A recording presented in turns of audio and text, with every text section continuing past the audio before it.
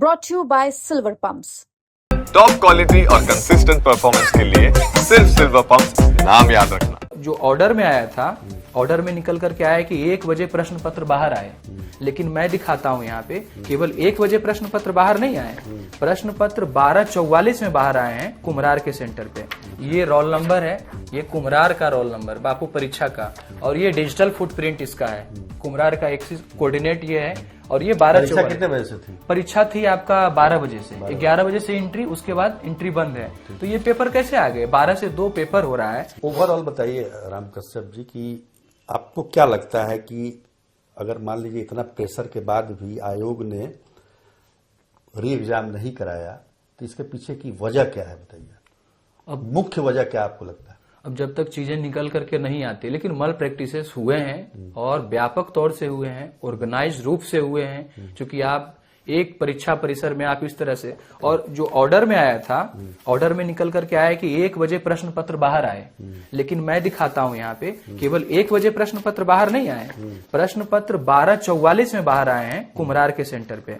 ये roll number है, ये कुम्हरार का रोल नंबर, बापू परीक्षा का, और ये डिजिटल फुटप्रिंट इसका है।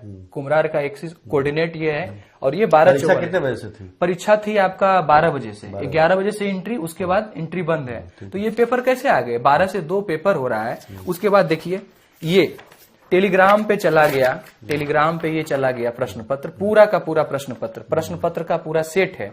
और देखिए 11.5 मतलब 11,000 11,500 देख लिया लोग। आप समझ सकते हैं, आप आउट किसको बोलेंगे? जैमर लगातार ऑफ हो रहा है, बिजली कट रही है, सीसीटीवी काम नहीं करेगा। अब भिक्षक जो हैं उनके पास भी स्मार्टफोन है। एसओपी नहीं कहता है, एसओपी कहता है कीपैड वाला फोन होना चाहिए केंद्राधीक्षक के पास।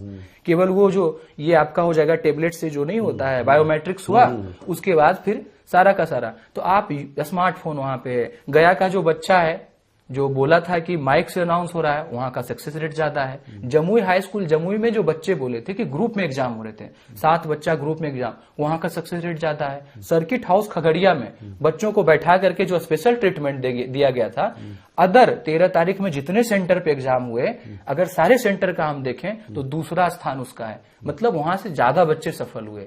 ये सब इंडिकेट, हमारे पास सीसीटीवी तो नहीं है, आयोग के पास है। आयोग अगर चाहे तो पूरा पब्लिक कर दे, दूध का दूध पानी का पानी हो जाएगा। मतलब आप ये मानते हैं कि आप लोग के पास पूरा सबूत है कि ये पेपर लीक हुआ है? देखिए सर, सबूत तो हमारे पास है, रिजल्ट भी रिफ्लेक्ट कर रही है। अब लेकिन बार बार यही ना आयोग की तरफ से होता है कि पर्याप्त सबूत नहीं मिल रहा है, इसकी वजह से हम लोग। अब आयोग के अनुसार से पर्याप्त सबूत क्या है, पहले तो ये जानने का कोशिश करेंगे। अब बोल रहे थे कि केवल बापू परीक्षा में हुआ है। रामकृष्ण द्वारिका कॉलेज में बच्चे ग्रुप में एग्जाम दे रहे थे, उसका भी वीडियो माननीय न्यायालय में हमने डाला है कि बच्चे दे रहे हैं। नॉर्मलाइजेशन की जो मतलब रायता फैलाया गया यहाँ पे, नॉर्मलाइजेशन मतलब एक तथाकथित टीचर हैं, वो बोल रहे थे, उनका मीटिंग भी हुआ था, वो एग्जाम के नोटिफिकेशन से पहले बोल रहे थे नॉर्मलाइजेशन होगा, उसका वीडियो भी अवेलेबल है वहां पे। मतलब स्टेक होल्डर कौन है? हम छात्र हैं, आयोग है। अगर आपको बुलाना ही था तो अच्छे अच्छे प्रोफेसर को बुलाते, उनमें एक्सपर्टाइज है, आप उनसे पूछते। बिल्कुल। तो सारी दृष्टि जो है, सारी आशाएं पटना हाईकोर्ट पे है। हालांकि वहां पे लगातार तारीख पे तारीख मिल रही है, लेकिन संयम है, धैर्य है इन लोगों के पास, और वो ये जानने के लिए बेताब हैं कि पटना हाईकोर्ट इतने सबूत देने के बाद क्या निर्णय लेता है। इस पर बहुत कुछ निर्भर करेगा और उसी पर इनकी आशाएं बंधी हुई हैं। देखिए, सबसे एक मैं लास्ट जोड़ देना चाहूंगा, सबसे बड़ी बात यह है कि राइट टू इक्वालिटी आर्टिकल 14, और अच्छे तरह से आप एम्प्लॉयमेंट देते हैं नॉन डिस्क्रिमिनेशन करते हुए।